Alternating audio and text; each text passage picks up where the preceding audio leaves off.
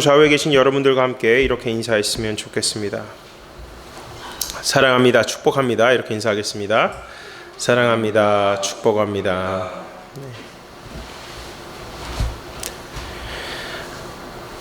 기독교 고전 중 무릎으로 사는 그리스도인이라는 책이 있습니다. 이 책의 독특한 것은 저서가 이 책을 저서한 분의 이름이 없습니다. 이 책의 저자는 무명의 그리스도인입니다.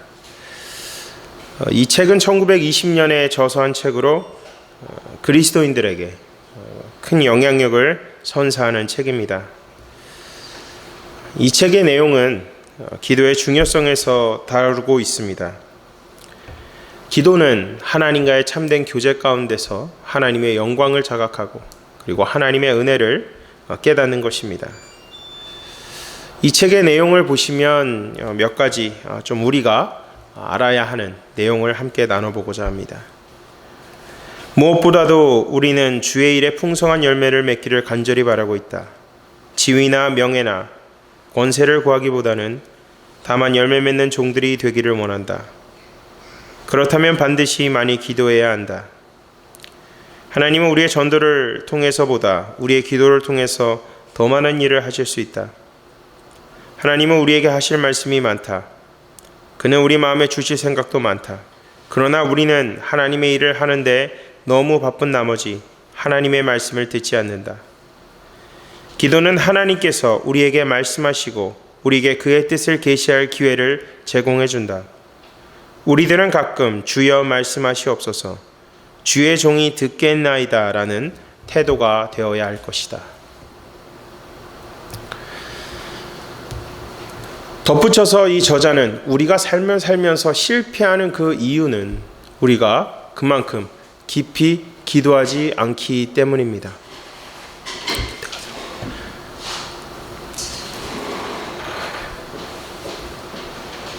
여러분, 이 기도라는 것은 우리가 믿음의 진보를 이루는 데 있어서 아주 중요한 키입니다. 주님과의 친밀한 교제를 통해서 신앙이 안주하는 것이 아니라 지속적으로 성령의 열매를 맺으며 살아야 합니다. 우리가 존재하는 이유는 그분의 영광과 뜻을 드러내기 위함입니다. 오늘 본문 말씀도 이와 동일합니다. 오늘 본문 말씀은 예수님께서 포도나무와 가지 비유를 통하여 내 안에 거하라고 말씀하십니다. 이는 한번 구원받았다고 해서 모든 것이 완성되는 것이 아니라 믿음의 지속성을 가질 것을 말씀하십니다. 주님과의 참된 교제를 통해서 성화의 삶을 살며 삶 속에서 성령의 열매를 맺을 것을 말씀하고 있습니다.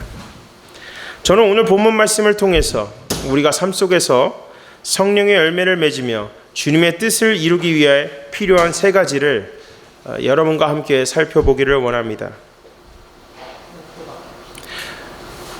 첫 번째로 예수님과 연합된 삶을 살아야 합니다.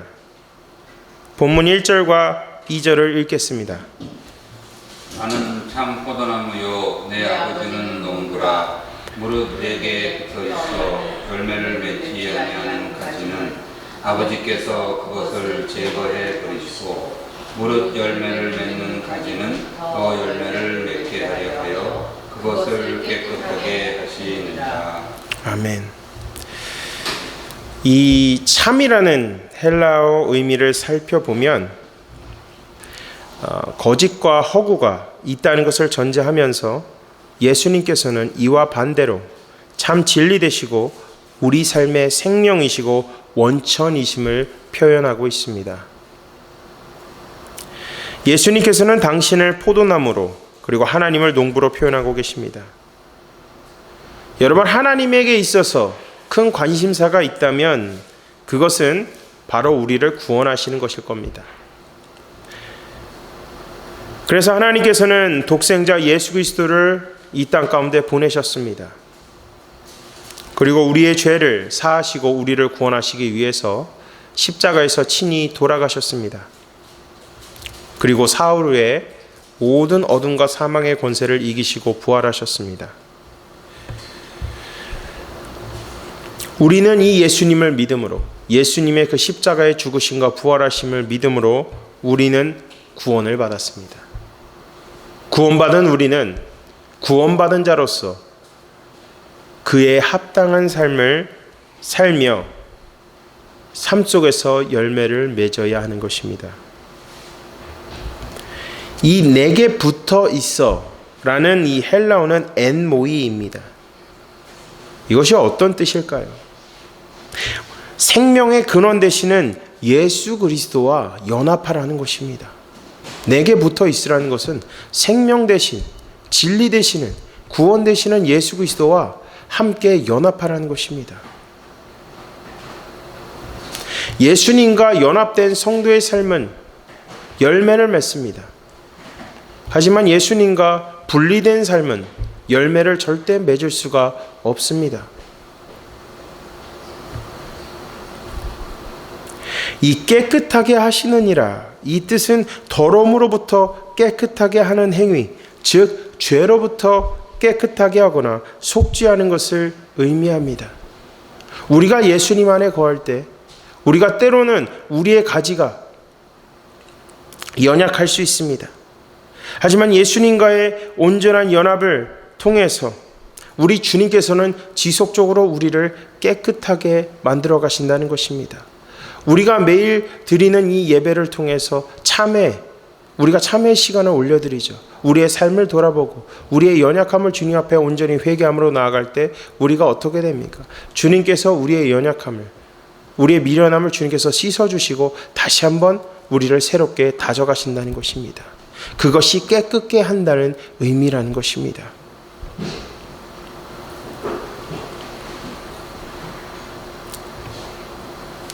우리의 연약함을 주님께 회개하고 용서받음으로써 예수 그리스도의 보혈의 공로에 의지하여 거룩하고 정결하게 사는 것입니다. 이 모든 과정을 통해서 우리 주님께서는 우리를 거룩하게 다져가심으로 굳건한 믿음을 갖고 삶 속에서 열매 맺는 삶을 살게 하는 것입니다. 깨끗하게 하시리라는 이 말씀을 저는 묵상하면서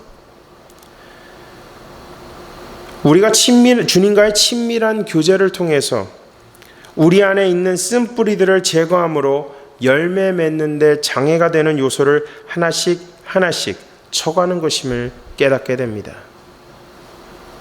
3절과 4절은 말씀합니다. 너희는 내가 일러준 말로 이미 깨끗하여졌으니 내 안에 거하라. 나도 너희 안에 거하리라. 가지가 포도나무에 붙어 있지 아니하면 스스로 열매를 맺을 수 없음같이 너희도 내 안에 있지 아니하면 그러하리라.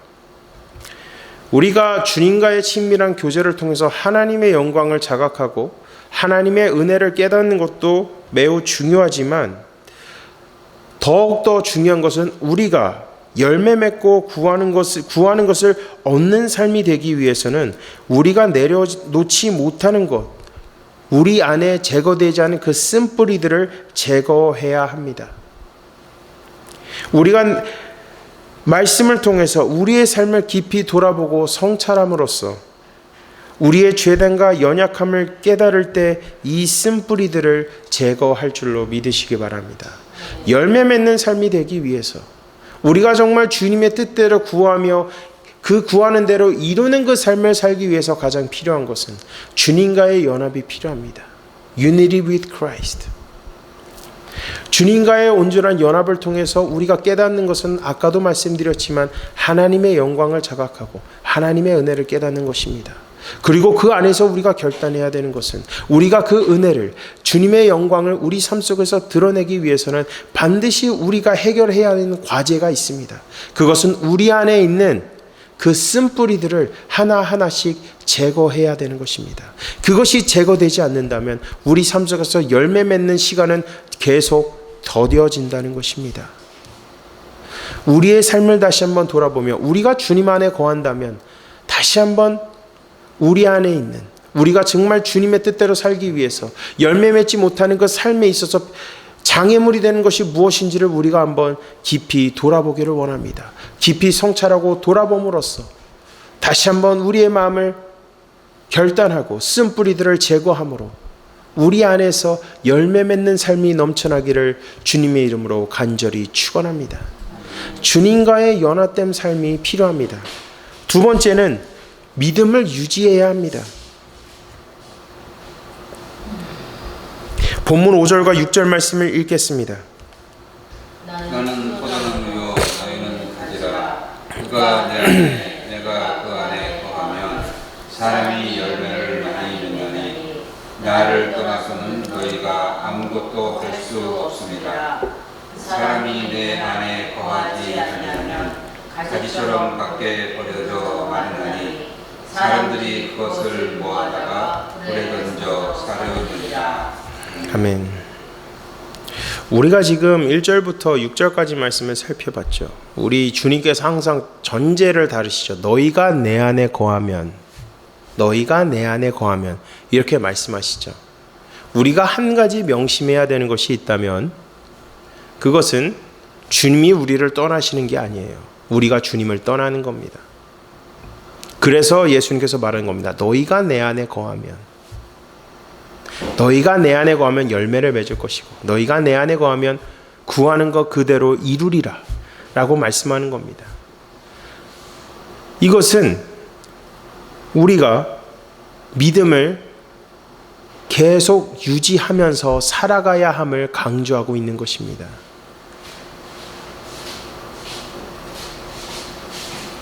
우리의 신앙이 안주해 버릴 때 우리의 믿음이 자라지 않습니다. 썩어져가는 가지와 다를 바가 없습니다.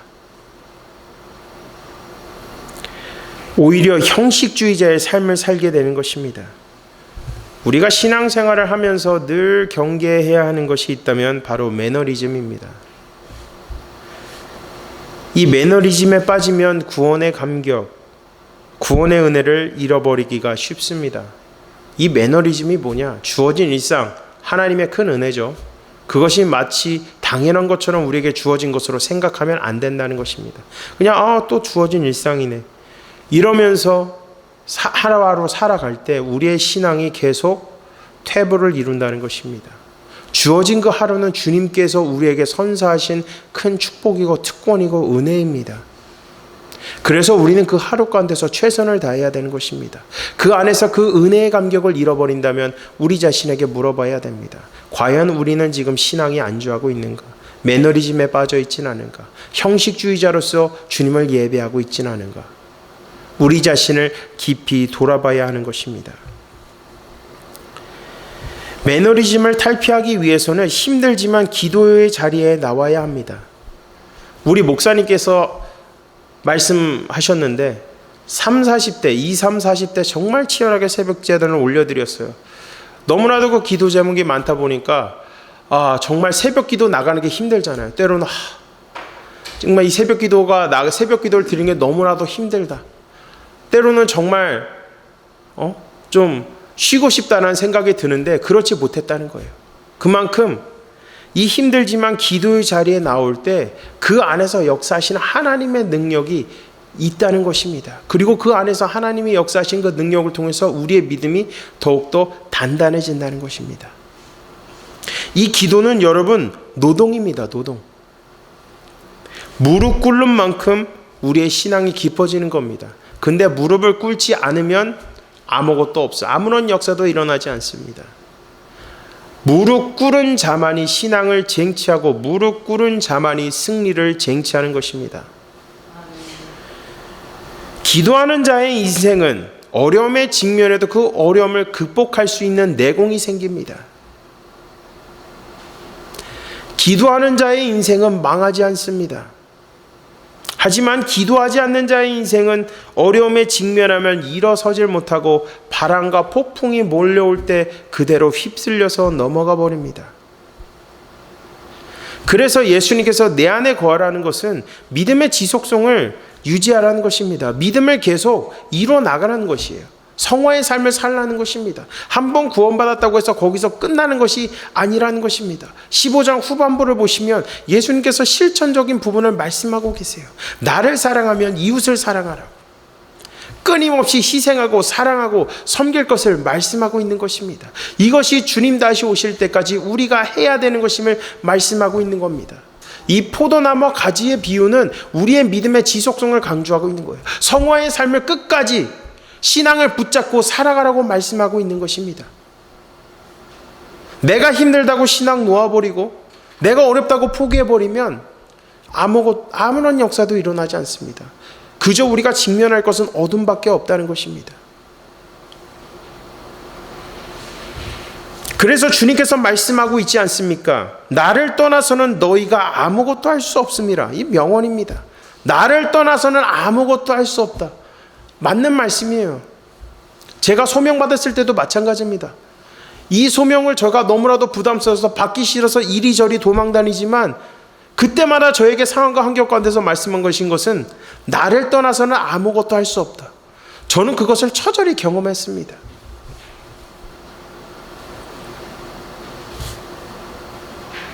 우리는 주님을 떠나서는 그 어떤 것도 할 수 없습니다. 우리의 모든 삶을 주관하시는 분은 오직 주 예수 그리스도 한 분이심을 믿으시기 바랍니다. 우리는 예수 그리스도의 그 보혈의 공로가 없이는 신앙의 성장을 이룰 수도 없고 성화의 삶을 살 수도 없고 열매를 맺을 수도 없습니다. 예수 그리스도 없이 그 어떤 것도 하나님을 기쁘게 할 수 없습니다. 이것을 우리 삶에 적용한다면 매 주일마다 교회 나오는 것 그것도 중요합니다. 교회 안에서 사역을 하는 것도 중요합니다. 하지만 그 삶이 교회에서 하는 신앙생활과 동일해야 되는 것입니다. 이것은 저에게도 해당되는 것입니다. 저도 그러지 못할 때가 있어요. 연약하기 때문에. 그럴 때마다 하나님께서 상황과 환경 가운데서 알려주시는 거예요. 다시 한번 정신 차리고 깨어서 기도하고 그 모든 상황을 통해서 주님과의 연합을 통해서 우리가 은혜 받을 때도 있죠. 때로는 책망을 받을 때도 있습니다. 근데 여러분 그 책망도 은혜입니다. 그 책망을 통해서 우리의 믿음이 자라는 것이에요. 주님과의 연합을 통해서 은혜를 공급받음으로 우리의 삶 가운데서 예수 그리스도의 영광을 드러내야 됩니다. 그리고 우리가 이 믿음을 계속 유지해야 하는 이유는 주님 다시 오실 때까지 우리의 마지막 삶의 결산이 기다리고 있기 때문입니다. 그 모든 것들이 다 평가될 것이에요. 정말 내가 열매 맺기 위해서 최선을 다했냐? 아니면 열매를 맺지 않고 주님을 떠나서 방황하고 살았나? 우리는 주님께 우리의 모든 마음과 헌신이 연락되기 위해서 믿음을 굳세게 지키며 주님의 인격을 닮아가기 위해서 힘써야 합니다. 사랑하는 여러분, 지금 여러분의 신앙은 어떻습니까? 안주하고 계십니까? 아니면 주님의 은혜를 경험하고 있습니까? 여러분 고난과 시련 가운데서 여러분에게 주는 메시지가 있고 그것을 받았다면 그것 또한 주님의 은혜임을 믿으시기 바랍니다. 그 은혜를 경험하고 있습니까? 주님이 나와 친히 동행하는 그 은혜를 경험하고 있습니까? 그렇다면 여러분의 신앙은 멈춰 있는 것이 아닙니다. 이번 한 주를 살아갈 때 여러분 이 믿음을 지키기 위해서 치열한 사투를 벌이시며 살아가는 저와 여러분이 되시기를 주님의 이름으로 간절히 축원합니다. 첫 번째는 주님과 연합하는 삶입니다. 두 번째는 믿음을 유지해야 됩니다. 그리고 마지막 세 번째는 주님을 영원롭게 하는 삶을 살아야 합니다. 본문 7절과 8절 말씀을 읽겠습니다. 너희가 내 안에 거하고 내 말이 너희 안에 거하면 무엇이든지 원하는 대로 구하라. 그리하면 이루리라. 너희가 열매를 많이 맺으면 내 아버지께서 영광을 받으실 것이요 너희는 내 제자가 되리라. 아멘. 자, 여기서도 말씀하고 계시죠. 내 안에 거하면. 주님 안에 거하셔야 됩니다, 여러분. 주님 안에 거한다고 하면서 다른 것 바라보고 이런 거 하지 마십시오. 웨스트민스터 소유리 문답 제1문은 이렇게 물어보고 있습니다. 사람의 제일 되는 목적이 무엇인가? 그리고 그 답은 사람의 제일 되는 목적은 하나님을 영원롭게 하는 것과 영원토록 그를 즐거워하는 것이다. 우리가 존재하는 이유는 하나님을 영원롭게 하고 영원토록 하나님을 즐거워하는 삶을 사는 것입니다. 우리가 주님의 안에 거하고 말씀 안에 거할 때 성령의 열매를 맺는데, 이 열매라는 것은 예수 그리스도의 영광을 드러내는 것입니다. 주님과의 온전한 연합이 우리 안에서 이루어질 때 주님의 영광이 드러나게 되는 것입니다.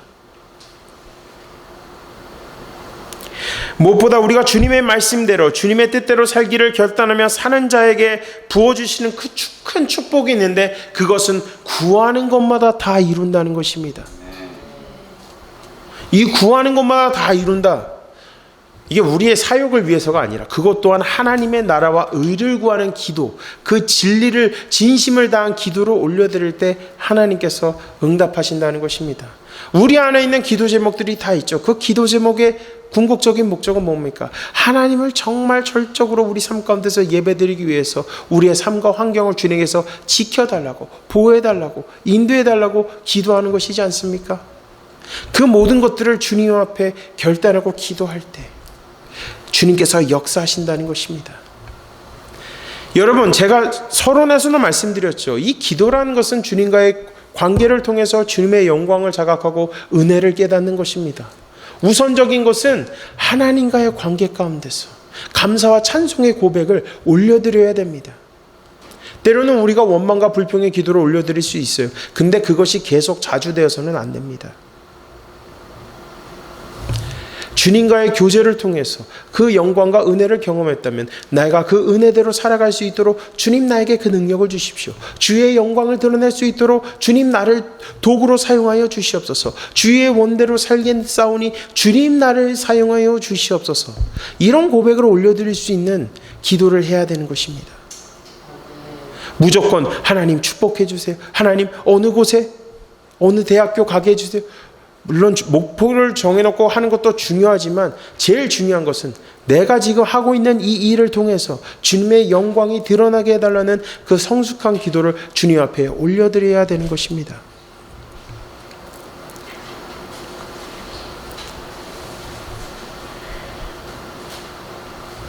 우리가 이 말씀을 통해서 명심해야 되는 것이 있습니다. 실천적인 부분인데, 예수님께서 십자가의 죽으심을 통해서 우리를 어떻게 하셔? 살리셨습니다. 하나님께서는 아들의 희생적인 사랑을 통해서 영광을 받으셨습니다. 이처럼 우리가 예수 그리스도의 제자가 되려면 예수님의 희생적인 사랑을 본받아서 그대로 행하며 살아갈 때 성령의 열매가 나타난다는 것입니다. 이를 통해서 주님의 영광이 드러날 줄로 믿으시기 바랍니다. 본문 12절과 14절은 말씀합니다. 내 계명은 곧 내가 너희를 사랑한 것 같이 너희도 서로 사랑하라 하는 이것이니라. 이 사람이 친구를 위하여 자기 목숨을 버리면 이보다 더 큰 사람이 없나니 너희는 내가 명하는 대로 행하면 곧 나의 친구라. 여러분, 우리가 예수 그리스도의 영광을 나타낸다, 우리가 예수 그리스도의 제자라, 우리가 이것을 공표한다면 반드시 우리가 행해야 되는 것은 주님을 사랑하고 형제 자매들을 사랑하는 겁니다. 어떻게? 구속적인 사랑이 아니라 구속적인 사랑으로 예수 그리스도의 희생적인 사랑하는 삶을 삶 속에서 실천할 때 참 제자도의 삶을 살 수 있습니다. 희생, 섬김, 헌신, 이것이 우리 안에서 이루어져야 되는 것입니다. 여러분, 제가 청년의 시절에 목자에 있을 때, 목자의 자리에 있을 때 정말 한 것이 있다면 딱 한 가지, 한 영혼이 계속 섬기는데도 외면하고 듣지 않을 때에도 끝까지 그를 포기하지 않고 죽기 살기로 무릎 꿇고 기도했을 때 그 영혼이 돌아온다는 것입니다. 그만큼 제자도로서, 예수님의 제자로서 살아간다는 것은 쉽지 않습니다. 예수 그리스도의 복음을 증거하고 사랑으로 섬기고 헌신해도 우리를 외면할 수 있습니다. 근데도 우리가 해야 되는 것은 끝까지 포기하지 않고 그 영혼을 품고 기도할 때 주님께서 그 모든 것을 이루신다는 것을 여러분 믿으시기 바랍니다. 구하면 그리하면 이루리라, 그 뜻이 바로 이겁니다. 예수 그리스도의 사랑, 예수님의 사랑을 위해서 정말 헌신하고 그 영혼들을 품고 철저히 치열하게 기도로 부르짖으며 나아갈 때 하나님께서 우리가 구하지 않은 그 모든 것들도 주님께서 다 이루어 주신다는 것입니다. 그럴 때 주님께서 참 제자라고 우리에게 말씀하는 것이고 좋은 친구라고 말씀하는 것입니다. 사랑하는 여러분, 여러분은 예수님의 제자요 좋은 친구이십니까? 저는 이번 한 주 여러분이 그렇게 살기를 주님의 이름으로 간절히 축원합니다. 저는 설교 서론으로 무릎 꿇는 그리스도인이란 책, 그 책의 내용을 갖고 오늘 설교를 시작했습니다. 여러분, 이 무릎 꿇는 그리스도인이라는 책을 꼭 읽어보시기 바랍니다. 그 책을 읽으면서 다시 한번 하나님과의 교제의 본질이 무엇인지를 깨닫고 그 교제를 통해서 하나님의 영광을 드러내기 위해서 그리고 하나님의 은혜를 드러나기 위해서 주여 듣겠나이다, 주여 듣고 순종하겠나이다라고 결단하며 나아가는 저와 여러분이 되시기를 주님의 이름으로 간절히 축원합니다.